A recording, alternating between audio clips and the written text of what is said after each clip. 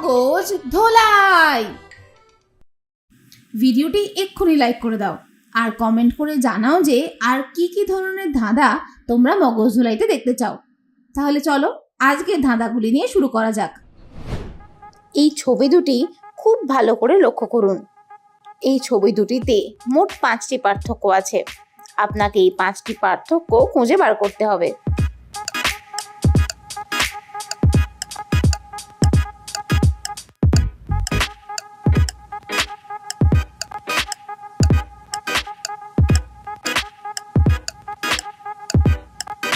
সবকটা পেরেছেন তো? চলুন একবার দেখে নেওয়া যাক।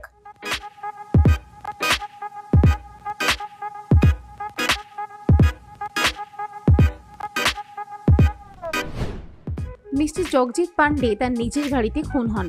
তার বাড়ির কাজের মেয়ে সোমা সকালে এসে দেখে মিস্টার পান্ডে ডাইনিং রুমে রক্তাক্ত অবস্থায় পড়ে আছেন। তখন সোমা পুলিশকে ফোন করে জানায়। খুব শীঘ্রই পুলিশ অফিসার মিস্টার সেন সেখানে চলে আসেন। তিনি সোমার থেকে জানতে পারেন পান্ডে এখানে একাই থাকেন, তার ফ্যামিলি থাকে আহমেদাবাদে। মিস্টার সেন মৃতদেহ পর্যবেক্ষণ করে বুঝতে পারেন খুনটা কিছুক্ষণ আগেই হয়েছে।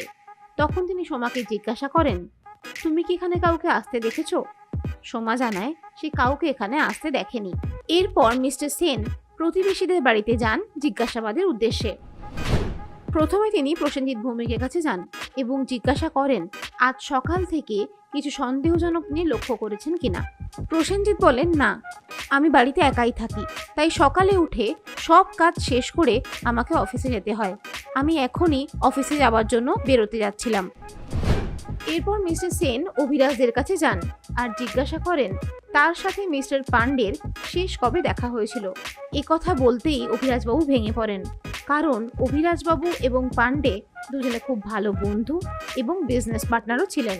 অভিরাজবাবু জোরালো স্বরে উত্তর করেন তিনি গত 2 দিন ধরে অসুস্থ, বিছানা ছেড়ে উঠতেই পারেননি, তাই পান্ডের সাথে তিনি কোনো রকম যোগাযোগ করতে পারেননি। এরপর তিনি তৃতীয় প্রতিবেশী বাড়ির দিকে যাচ্ছিলেন আর তখন দেখেন তৃতীয় প্রতিবেশী মিস মোনালিসা তার বাড়ির গেটের তালা খুলছেন। মিস্টার সেন জিজ্ঞাসা করেন যে তিনি কোথায় গিয়েছিলেন। মোনালিসা বলেন বাজারে গিয়েছিলাম সবজি কিনতে। তারপর মিস্টার সেন জিজ্ঞাসা করেন যে তিনি খুনের ব্যাপারে কিছু জানেন কিনা কিংবা কাউকে সন্দেহ হয় কিনা। মোনালিসা বলেন, না, কাউকে সন্দেহ হয় না, কারণ ওনার মতো ভালো মানুষের কোনো শত্রু থাকতে পারে তা উনি বিশ্বাসই করতে পারেন না। 3 জনের কথা শোনার পর মিস্টার সেন বুঝতে পারেন যে তাদের 3 জনের মধ্যেই একজন খুনি। আচ্ছা, তুমি বুঝতে পেরেছো কি এদের 3 জনের মধ্যে খুনি কে?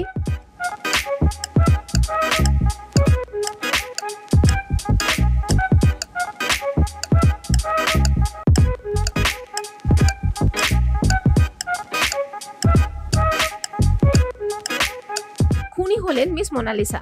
মোনালিসা বলেছিলেন যে তিনি সবজি বাজারে গিয়েছিলেন সবজি কিনতে, কিন্তু অফিসার মোনালিসার সঙ্গে কথা বলার সময় খেয়াল করেছিলেন যে তার ব্যাগ খালি ছিল, তাতে কোনো সবজিই ছিল না। মিস্টার সেন বুঝে গিয়েছিলেন যে তার মিথ্যা কথা বলার একটাই কারণ থাকতে পারে, যে খুনটা সে নিজেই করেছে। এই ছবি দুটি খুব ভালো করে লক্ষ্য করুন। এই ছবি দুটিতে মোট 5টি পার্থক্য আছে। আপনাকে এই 5টি পার্থক্য খুঁজে বার করতে হবে।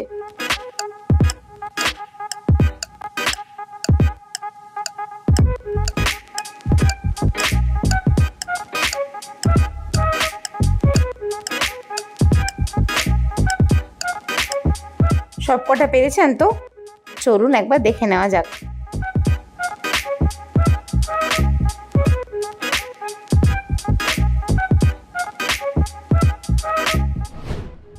একজন বিখ্যাত রসায়নবিদ সুশোভন ব্যানার্জি তার নিজের রসায়নাগারেই খুন হন। পুলিশ অফিসার মিস্টার সেন মৃতদেহ পর্যবেক্ষণ করে বুঝতে পারেন বিষক্রিয়ায় সুশোভন বাবুর মৃত্যু হয়েছে। মৃত্যুর সময় সুশোভন বাবুর হাতে একটি রূপোর চামচ ছিল। মিস্টার সেন সেই সময় ল্যাবে উপস্থিত সুশোভন বাবুর 3 জন ছাত্র এবং একজন ল্যাব সহায়ককে জিজ্ঞাসাবাদ শুরু করেন। প্রথম ছাত্র রঞ্জন জানায় আজ স্যারের জন্মদিন ছিল, উনি আমাদের 3 জনকে ডেকেছিলেন আর আজ স্যার নতুন একটা এক্সপেরিমেন্টও আমাদের দেখাবেন বলেছিলেন। আমরা সবাই ল্যাবেই ছিলাম। উনি হঠাৎ মাটিতে শুয়ে পড়েন, মুখ থেকে গ্যাজলা বেরোতে শুরু করে।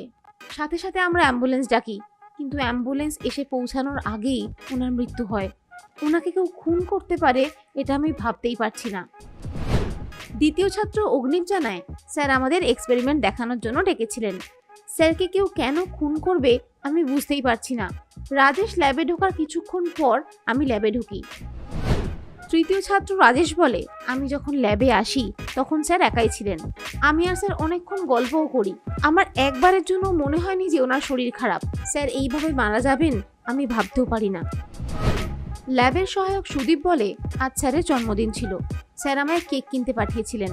আমি এসে দেখছি এমন ঘটনা ঘটেছে। স্যার যে খুন হতে পারেন আমি তা স্বপ্নেও ভাবতে পারি না। সবার কথা শুনে মিস্টার সেন বুঝতে পারেন না যে খুনি কে। তারপর ভালো করে মৃতদেহ পর্যবেক্ষণ করার পর বুঝতে পারেন খুনি কে। তুমি বুঝতে পেরেছো কি?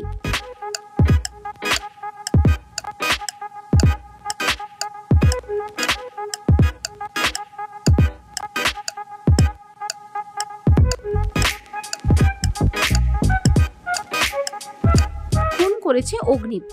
সুশোভন ব্যানার্জির হাতে একটি রূপোর চামচ ছিল।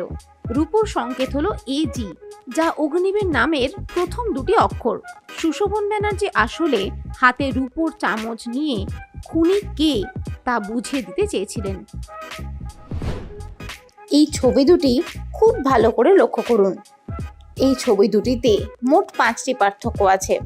আপনাকে এই 5টি পার্থক্য খুঁজে বার করতে হবে।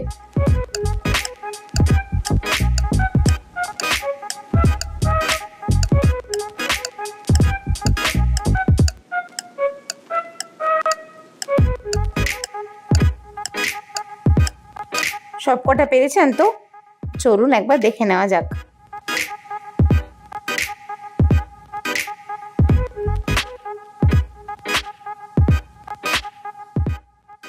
ভিডিওটি ভালো লাগলে চ্যানেলটিকে অবশ্যই সাবস্ক্রাইব করুন।